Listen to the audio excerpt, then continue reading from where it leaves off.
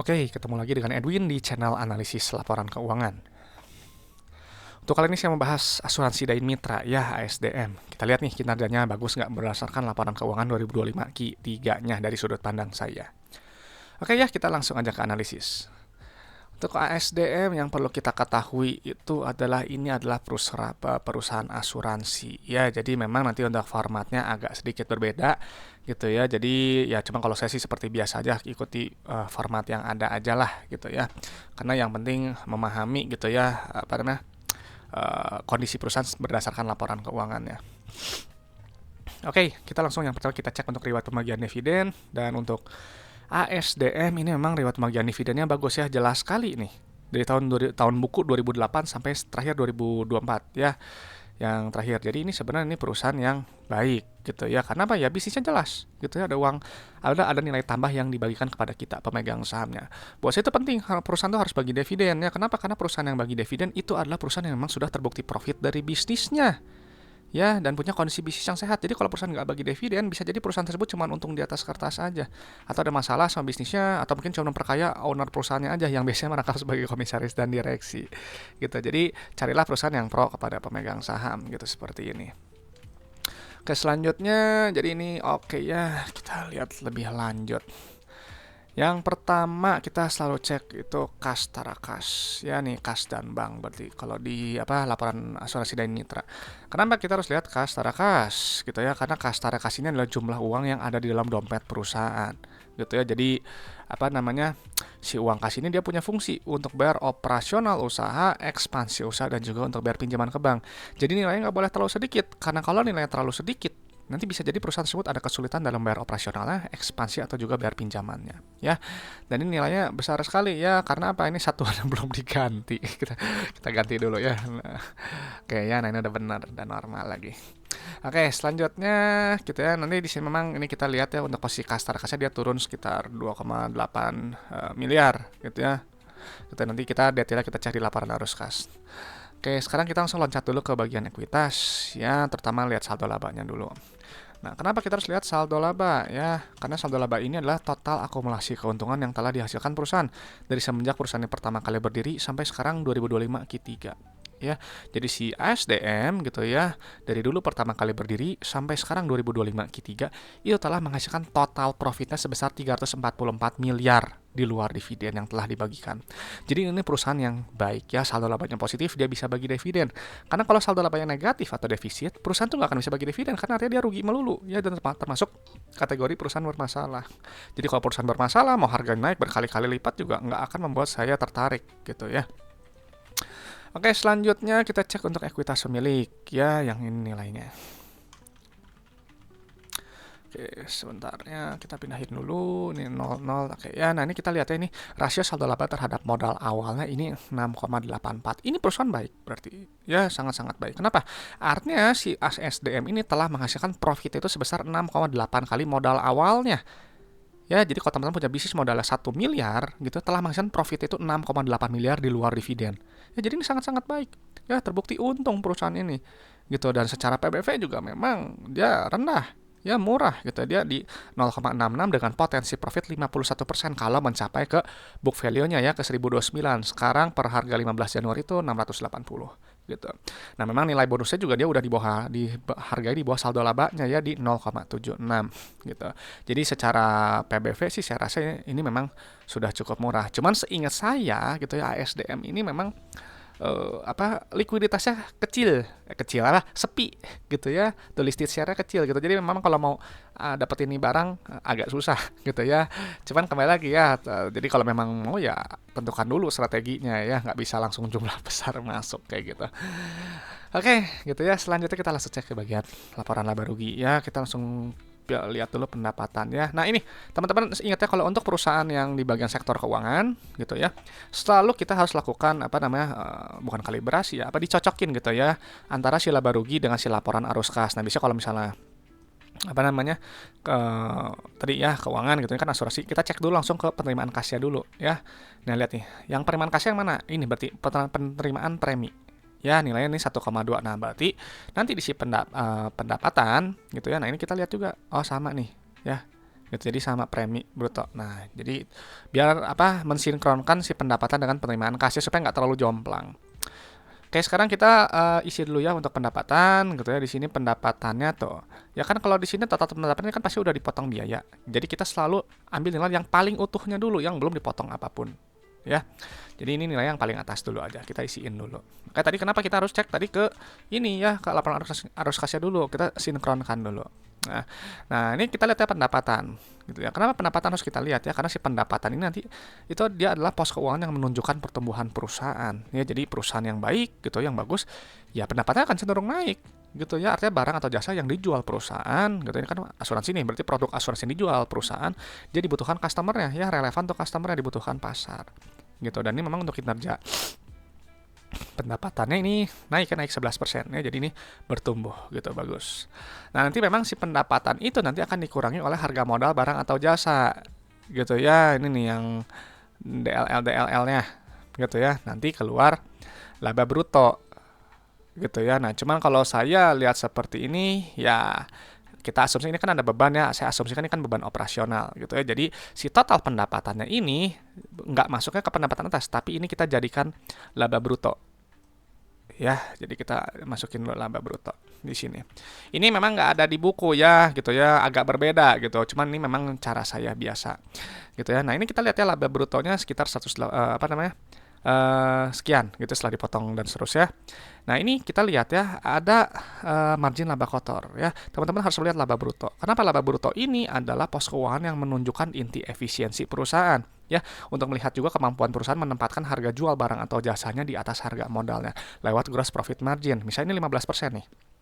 Ya, jadi kalau teman-teman jual produk gitu, katakanlah produk asuransi ya gitu ya, harganya 100.000 gitu. Nah, teman-teman itu ambil laba kotor itu 15.000. Nah, 85.000-nya itu adalah harga modal barang atau jasanya. Gitu ya. Nah, jadi memang penting ya, jadi kita mencari laba bruto yang setinggi mungkin sesuai dengan sektornya gitu. Karena nanti semakin besar laba bruto, semakin besar laba bersih. Karena kan nanti si laba bruto itu nanti akan dikurangi oleh beban-beban ya, beban operasional, non operasional, terus beban pajak. Gitu, baru nanti keluar laba bersih ya, inti dari laporan laba rugi gitu. Jadi kita lihat ya, ini memang gross profitnya naik juga gitu kan. Laba bersihnya kita pindahin dulu, mana lah, nah yang ini nilainya ya. Oke, kita pindahin dulu gitu ya, emang agak berbeda gitu ya. Nah, ini kita lihat ya secara per gitu secara per ini memang laba bersih bagus ya, dia naik gitu, oke gitu ya. Tapi secara per ini ternyata di bawah 15 ya, cukup murah gitu ya, pernya 12 gitu. Jadi kalau beli ASDM ya holding periodnya setidaknya 12 tahun lah ya. Kenapa? Karena si per itu kan jumlah waktu dalam satuan tahun untuk balik modal berdasarkan earning per share gitu. Jadi kalau beli per di 12 ya holding period 12 tahun, beli per 5 ya holding period 5 tahun, kan kayak gitu. Makanya kenapa banyak investor yang carinya per rendah ya, yang 5, di bawah 5 atau di bawah 10 gitu. Kenapa? Murah secara profitabilitas gitu. Oke ya, jadi ini udah kita pindahin, kita sekarang masuk ke laporan arus kas ya, yang sering dilupakan oleh berita dan analis ya, jarang sekali dibahas. Nah, ini kita langsung cek ke penerimaan kas ya. Di sini penerimaan kasnya itu adalah penerimaan premi ya. Nah, dia berbeda dengan pendapatan. Kalau pendapatan itu sifatnya akrual ya, jadi simpelnya itu dia cuma dicatat di atas kertas saja. Tapi kalau penerimaan kas itu dia benar-benar berdasarkan jumlah uang yang customer bayar, yang nasabah bayar ke perusahaan. Jadi uang nyata gitu ya. Nah, ini nilainya. Nah, ini kita pindahin dulu ya. Nah, ini kita lihat nih ya, rasionya tinggi nih 97% ya. Kenapa kita harus lihat ya rasio penerimaan kas terhadap pendapatan? Karena gini, kalau misalnya ini 97% gitu ya, artinya customer tuh bayar hampir selalu full ya nasabahnya. Jadi teman-teman jual produknya misalnya harganya 100 juta, nah customer bayar 97 juta. 3 jutanya itu berubah dalam bentuk piutang yang nanti harus ditagih. Gitu ya. Jadi ingat, makanya kenapa harus tinggi ya, karena si uang kas yang diterima itu tadi punya fungsi untuk bayar operasional, ekspansi, dan juga untuk bayar pinjaman ke bank. Ya gitu, makanya kenapa harus tinggi. Nah, sekarang kita udah terima nih ya, uangnya 1,2 apa namanya, nanti satuannya ribu ya, ribu, juta, miliar, triliun, 1,2 triliun gitu ya, digunakan untuk bayar operasional. Tuh ya, bayar klaim lah, bla bla bla dan seterusnya, nanti keluar CFO yang ini. Nah, ini bagus, nilainya positif. Kenapa? Kalau nilai positif, artinya bisnisnya ini menghasilkan uang tunai ya. Jadi uangnya itu nggak cuma habis hanya untuk bayar operasional aja ya. Bayangkan teman-teman punya bisnis gitu ya. Nah, uang yang udah capek-capek dikumpulin ya dari customer itu habis untuk bayar operasional semuanya. Ya kan nggak dapat apa-apa gitu ya, nggak bisa menikmati uangnya gitu. Nah, jadi makanya kenapa nilainya harus positif ya. Dan untuk di apa namanya aktivitas investasi gitu atau aktivitas ekspansi usaha ini nilainya negatif ya.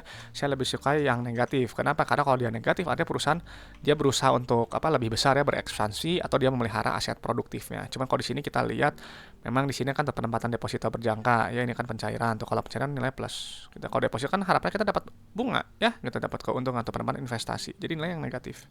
Terus sukanya negatif seperti ini bagus ya. Nah, kalau periode yang sebelumnya gitu ya, ini dia nilai positif, artinya dia menahan ekspansinya gitu ya. Bisa jadi dia menahan ekspansinya gitu ya, melakukan pencarian-pencarian. Kenapa? Karena ini CFO-nya kecil. Jadi untuk bantu untuk tutupin operasional. Gitu, meskipun ini nilainya masih positif gitu ya. Kalau kita melihatnya hanya dari dua bagian ini aja. Nah, sekarang kita cek untuk ke bagian laporan aktivitas pendanaannya atau ekspansi atau aktivitas pinjaman ke banknya. Ini nilai negatif.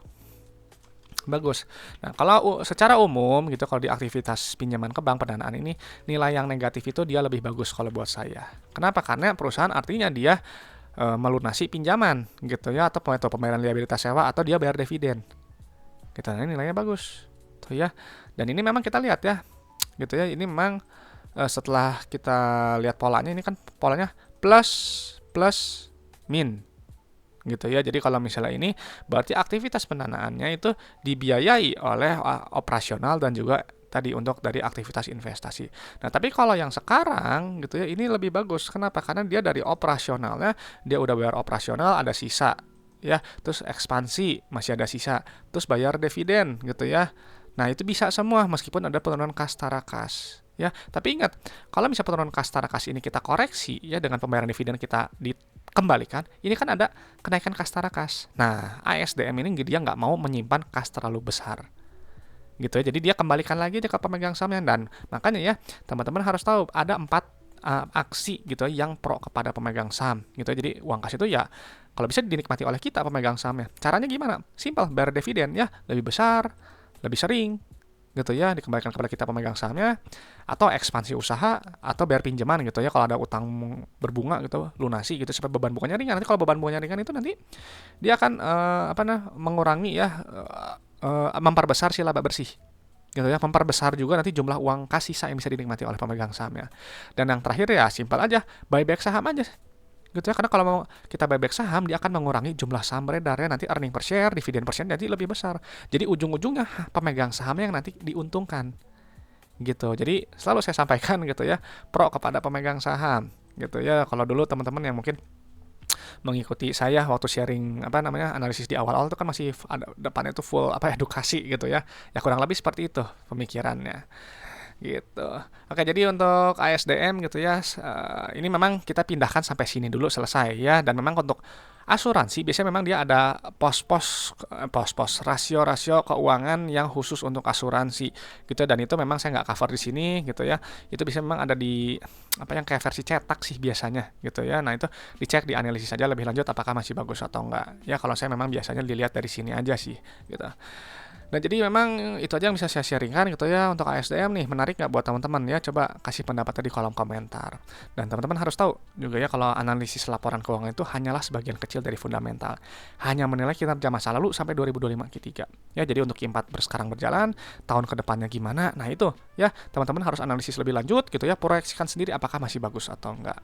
Ya, dan saya di sini hanya bahas ya kinerjanya aja berdasarkan laporan keuangan 2025 Q3-nya ya. Jadi nggak bahas harga sahamnya. Kalau masalah harga saham gitu ya, kalau untuk valuasi saya kembalikan ke teman-teman. Kalau harga besok naik atau turun, kembalikan aja ke marketnya, terserah market ngomong harganya di harga berapa gitu.